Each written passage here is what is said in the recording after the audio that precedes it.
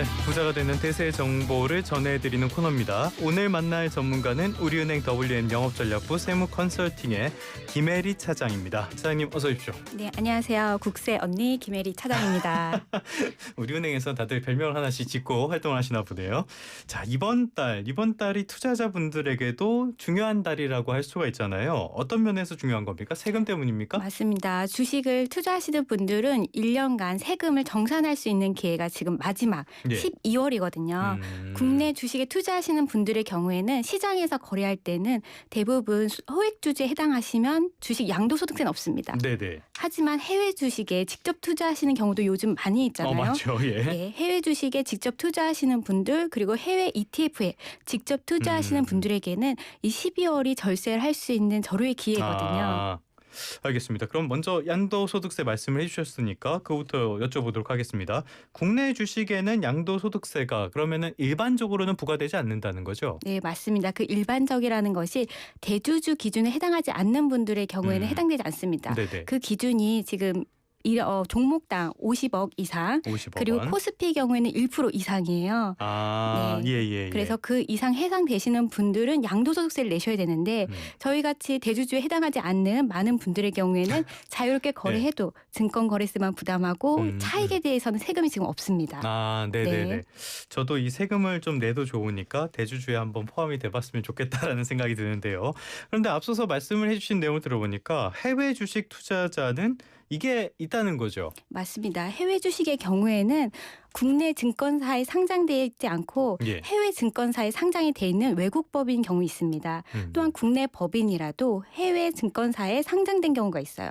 쿠팡이나 넥슨 같은 경우에는 그렇죠. 일본이나 미국에 상장됐을 때 이것을 우리가 투자했을 때는 달러로 투자를 하는 경우가 있거든요. 현지 통화로 하는 경우에는 해외 주식이라고 부르고 여기에는 소액주주와 대주주와 상관없이 모두 다 양도소득세 22%에 해당이 될 수 있습니다. 22%요? 네, 상당히 만만치 높죠. 않네. 네. ETF로 간접 투자를 했을 때도 이 세금이 있습니까? 맞습니다.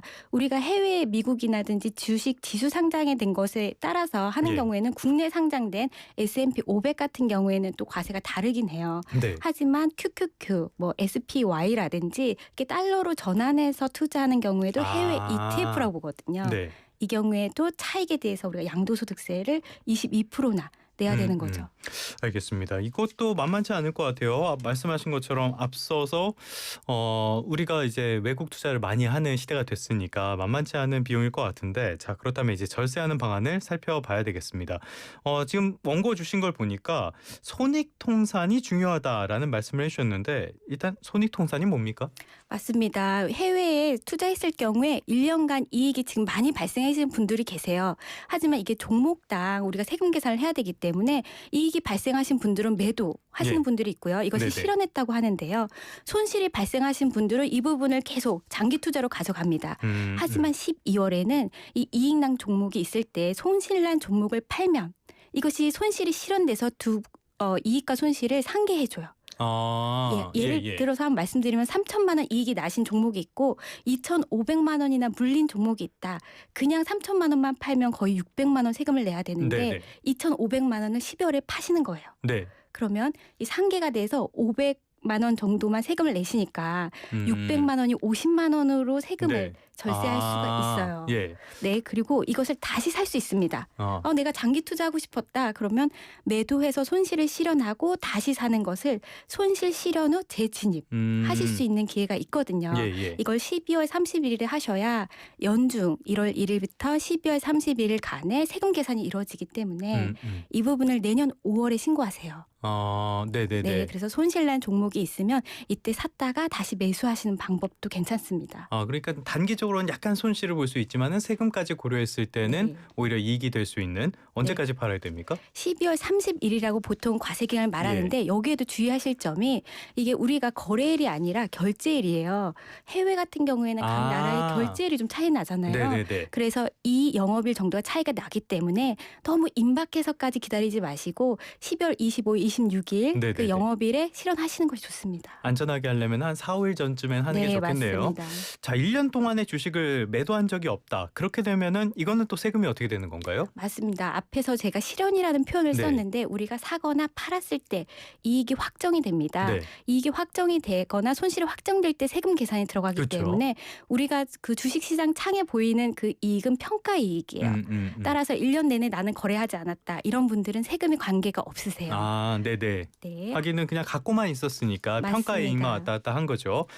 그렇다면 가족 간 증여 이런 걸 통해서 주식 양도소득세 절감하는 그런 방안도 있습니까? 맞습니다. 배우자에게는 10년간 증여할 때 6억까지 공제가 돼요. 예. 자녀에게는 10년간 5천만 원 공제가 됩니다.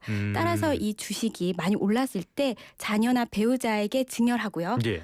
배우자의 경우에는 6억까지도 증여를 해도 증여세가 없기 때문에 아. 증여하고 배우자가 그것을 매도하면 예. 배우자의 경우에는 취득가액이 올라가요. 증여 당시 시가로 가기 때문에 예. 취득가액이 높아져서 양도 차익이 적어지는데 주의하실 점은 2025년부터 이 부분에 대해서는 증여받고 1년 안에 바로 파시면 사실 양도소득세 절세 효과가 없어요. 아, 그럼 증여받고 갖고 있어야 되는 거예요? 증여받고 1년 이후에 아. 파셔야지 그 배우자가 증여받은 가액으로 네. 높은 시가로 적용받을 수가 있거든요. 예, 예. 이렇게 1년 뒤에 파시는 방법을 쓰셔서 적용할 수가 있고 이거는 실제로 배우자한테 직접 주셔야 돼요. 이 돈을. 네. 다시 팔고 나서 배우자한테 돌려달라. 이런 경우에도 또 국세청이 인정을 안 해주거든요. 아, 네네. 그러니까 증여를 하신 경우에는 배우자나 자녀의 몫으로 자산이 귀속돼야 됩니다. 참 국세청이 우리가 생각하는 것보다 많은 걸 알고 있더라고요. 돈 거래 이런 거는 철저하게 파악을 하고 있으니까 이런 체계에 맞춰서 우리도 대응을 하는 수밖에 없을 것 같습니다. 자, 그렇다면은 이번 달에 주식을 팔아야겠다라고 생각하시는 분들도 있을 거 아니에요. 주의할 점이 어떤 게 있을까요? 네, 앞에서도 말씀드린 예. 거래일 말씀드렸고요. 또 국내 주식하고 이거 상계해야겠다 하시는 분도 또 생기실 거예요. 네. 해외 주식 이익 봤으니까 나 국내 주식 물린 거 하고 두 개 상계해야겠다. 이건 안 되고요. 국내 주식의 아. 경우에 대주주, 예. 네, 양도소득세 과세 되시는 분, 이분들은 상계 처리가 되지만 소액주주 갖고 계신 분들은 장내에서 거래하는 것은 해외 주식과 상계가 안 되니까 예, 예. 나중에 나 상계 처리해야지 전략 세우시는 분들도 이 부분을 참고하시는 게 좋겠습니다.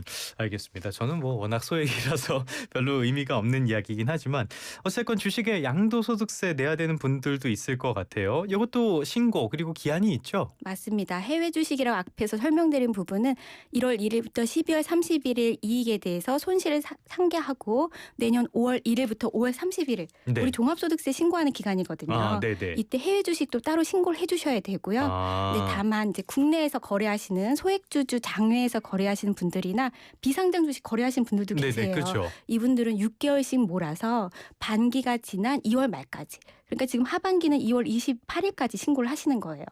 따라서 예정 신고가 국내는 다르다. 네. 이렇게 기간을 좀 체크하시는 게 좋겠습니다. 아, 그러니까 이 주식의 국적과 유형별로 이게 기간이 다르다는 말씀이세요? 맞습니다. 알겠습니다. 해외 주식이라든지 비상장 주식 같은 것들은 갖고 있을 때 이런 것들이 국세청에 자료가 있는 게 아니라 직접 신고를 해야 됩니까? 국세청에서도 일부 자료를 갖고 있긴 예. 해요. 하지만 신고 의무는 납세자에게 있기 때문에 아. 우리가 자진 신고를 안 하면 예. 신고 불성실 가산세 또 그리고 납부지역 가산세가 있습니다. 네. 그래서 잊지 않고 신고하시는 게 좋습니다. 알겠습니다. 절세하려다가 괜히 지연세까지 내게 되면 굉장히 가슴이 아픈 그런 결과가 될 수 있습니다. 잘 알아두시기 바라겠습니다. 지금까지 우리은행 WM 영업전략부 세무컨설팅 김혜리 차장과 함께했습니다. 오늘 말씀 고맙습니다. 감사합니다. 우야노 공작물